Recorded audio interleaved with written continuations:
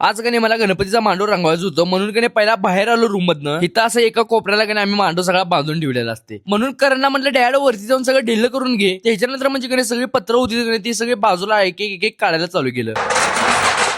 लोखंडी पत्रा बाजूला काढलं. इथं कणी सिमेंटचं पत्र पण त्याला पॅक करून ठेवलेलं. दोऱ्या वगैरे इथं भरपूर बांधलेलं म्हणून चाकू घेऊन सगळं कट करून घेतलं. ते बारीक सारीक वस्तू काचा वगैरे दोरी वगैरे बांधलेली होती ते सगळं काढून घेतलं. हे एवढं डांबा एकदम कच्चा पॅक करायचा विषय म्हणजे कणी डांबा वगैरे चोरला वगैरे जाय नको म्हणूनच एवढं पॅक करून ठेवलेलं. तेवढ्यात कणी सगळी डांबा ढिल्ली झाली. सगळी आपली एक डांबा कणी सगळी साईडला काढायला चालू केलं. लगेच मोठी मेन 6 खांब इथं ठेवलेलं, लहान साईजची इथं आणि एकदम लहान साईजची इथं बाजूला काढलेलो. खांब धुवायची होती म्हणून बॅरेबलची येऊन हातात बारडी घेऊन डायरेक्ट चालू केलो धुवायला खांब. प्रत्येक खांबांना पाणी मारून घेतलो. आणि हे बघा आमची कार्यकर्ती बारकी लहान पोरं ह्यांनी धुवायला म्हणून मी पण एक चोथा घेतला आणि डायरेक्ट चालू केली की धुवायला. आज आम्ही दोघंच होतो, करण पण मला हेल्प करायला बघा धुवायला. मग आपली स्वच्छ डांब सगळी धुवून घेतली. त्याच्यानंतर म्हणजे फॉर्म होता का ते डायरेक्ट कट करायचं होतं. मग ते एकात 2 करून घेतलो. मग आपला हे असा काळा कलरचा डबा पण होता ते उघडून त्याच्या आतमध्ये जरा टर्पेल ऑलरेडी होता तरी पण आणि जरा टर्पेल घालून डायरेक्ट कलर द्यायला चालू केलो. आणि या वर्षी तुमचं मांडवाचं बजेट किती आहे सांगा लगेच कमेंट मध्ये. सबस्क्राईब करून भावाला वाळल्यानंतर हे असं बाजूला झापून ठेवलो बघा.